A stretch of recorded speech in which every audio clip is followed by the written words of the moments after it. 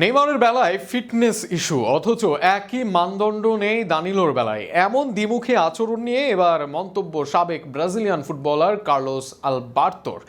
সেখানে কার্লোর দ্বিমুখী আচরণ নিয়ে সরাসরি প্রশ্ন করেন সাবেক এই ব্রাজিলিয়ান তারকা।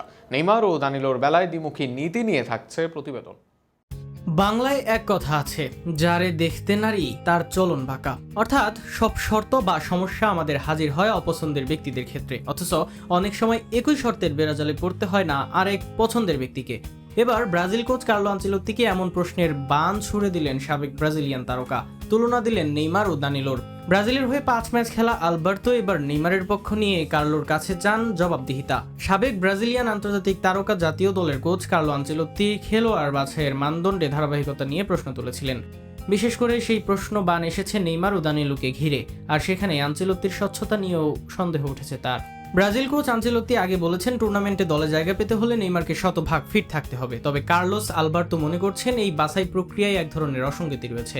রেড নিউজ পডকাস্টে কথা বলতে গিয়ে তিনি এই কথা বলেন। সেখানে দানিলোর নেইমারের চেয়ে কম ম্যাচ খেলাকে তুলে আনেন এই অ্যাটাকিং মিডফিল্ডার। নেইমারের ক্ষেত্রে ফিটনেসের শর্ত দিলেও দানিলোর ম্যাচ না খেলা ও ফিটনেস নিয়ে তুলনা তুলে ধরেন তিনি।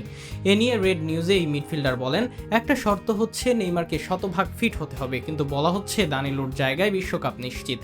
আবার বলা হচ্ছে নেইমারকে ভালো খেলতেই হবে, কিন্তু দানিলো নেইমারের চেয়েও কম ম্যাচ খেলেছে, সে 100% ফিট কিভাবে? আমি কি মিথ্যা বলছি? না, নিয়ম সবার জন্য একই হতে হবে, হয় সবার জন্য হবে, না হলে কারো জন্যই না। তিনি আরও যোগ করেন, খেলোয়াড় নির্বাচনের ক্ষেত্রে একই নিয়ম সবার উপরে প্রযোজ্য হওয়া উচিত। ব্যক্তিগতভাবে কোনো খেলোয়াড়ের মূল্য নিয়ে প্রশ্ন তোলার চেয়ে প্রক্রিয়াটির স্বচ্ছতাই বেশি গুরুত্বপূর্ণ। আলবার্তো অভিযোগ মোটেও ভুল নয়। মৌসুমে 9 ম্যাচ খেলে 7 গোল অ্যাসিস্ট নেইমারের, 4 গোলের সাথে আছে 3টি অ্যাসিস্ট। অপরদিকে একই লিগে খেলে মাত্র 3 ম্যাচে লিগে সুযোগ পেয়েছেন দানিলো। গড় রেটিং 6.5-এর কম, এমন বৈষম্য তাই দিনের আলোর মতোই যেন পরিষ্কার।